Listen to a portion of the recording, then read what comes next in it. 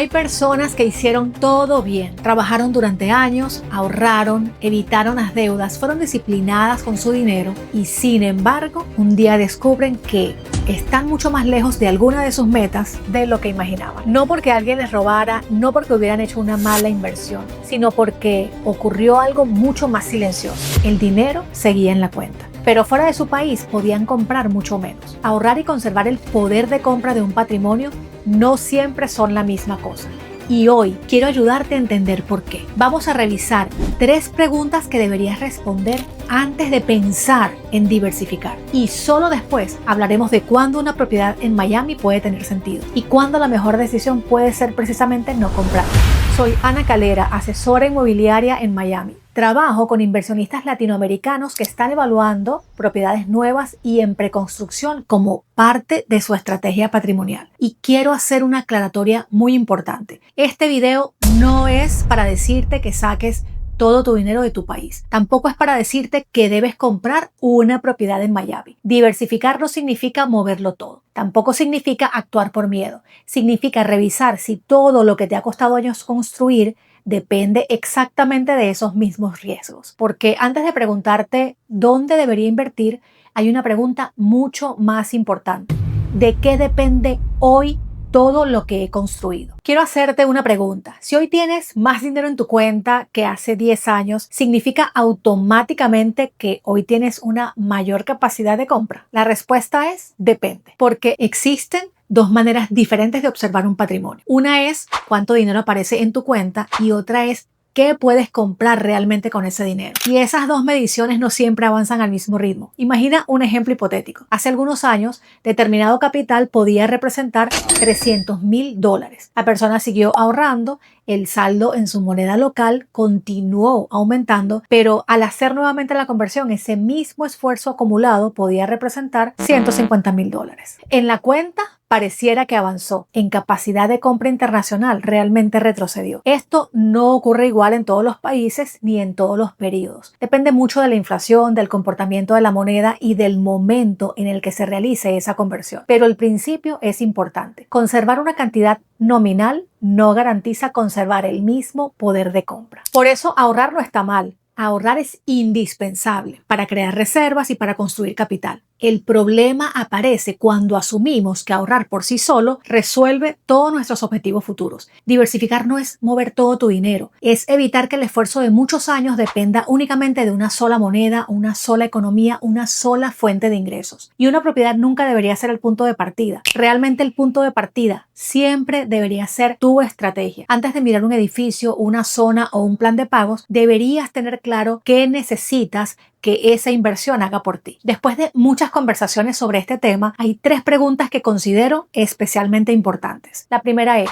¿todo depende del mismo lugar? Piensa en tu negocio, tus ahorros, tus propiedades, tus ingresos. La mayor parte depende del mismo país y de la misma economía. Mientras todo funciona bien, es fácil pensar que no existe ningún problema. Pero si las condiciones cambiaran, una sola situación podría afectar varias partes de tu patrimonio al mismo tiempo. No significa que debas vivir preocupado. Significa que esa concentración merece que la analices. La segunda pregunta es, ¿mis objetivos ya son internacionales? Tal vez quieres que tus hijos estudien fuera, tal vez piensas pasar una temporada en otro país o quieres recibir una parte de tus ingresos en dólares. Cuando tus objetivos ya están expresados en dólares, pero tu patrimonio continúa dependiendo de otra moneda, esa diferencia merece que la analices. No significa que hayas hecho algo mal, significa que tus objetivos pudieron cambiar y tu estructura patrimonial todavía no ha cambiado con ellos. Y la tercera pregunta es, ¿puedo diversificar sin perder mi tranquilidad? Esta es una de las más importantes. No porque toda oportunidad deba aprovecharse. Si para invertir necesitas utilizar tus reservas de emergencia, si tienes que endeudarte más de lo que puedas sostener o si la inversión solo funciona cuando todo sale exactamente como fue proyectado, quizá la mejor decisión sea esperar. Y sí, esperar también puede ser una buena decisión. Porque una inversión debería ayudarte a construir patrimonio, no convertirse en una fuente permanente de preocupación. Solo después de responder estas preguntas tiene sentido empezar a mirar opciones. Y es ahí cuando Miami suele aparecer en la conversación. No porque sea la única alternativa, no porque exista una propiedad perfecta y no porque todos los proyectos sean la mejor inversión. Miami tiene una participación importante de compradores nacionales e internacionales, conectividad con Latinoamérica y diferentes posibilidades de uso y de renta. Según el reporte internacional de Miami Realtors, publicado en enero del 2026, Colombia fue el principal país de origen de los compradores internacionales en el sur de la Florida en el año 2025, con el 15% de participación extranjera. Ese dato confirma que existe un interés internacional real, pero no demuestra que todos hayan tomado la mejor decisión y tampoco demuestra que cualquier propiedad vaya a aumentar el valor, porque una buena inversión no depende solamente de la ciudad, depende del proyecto, depende de los números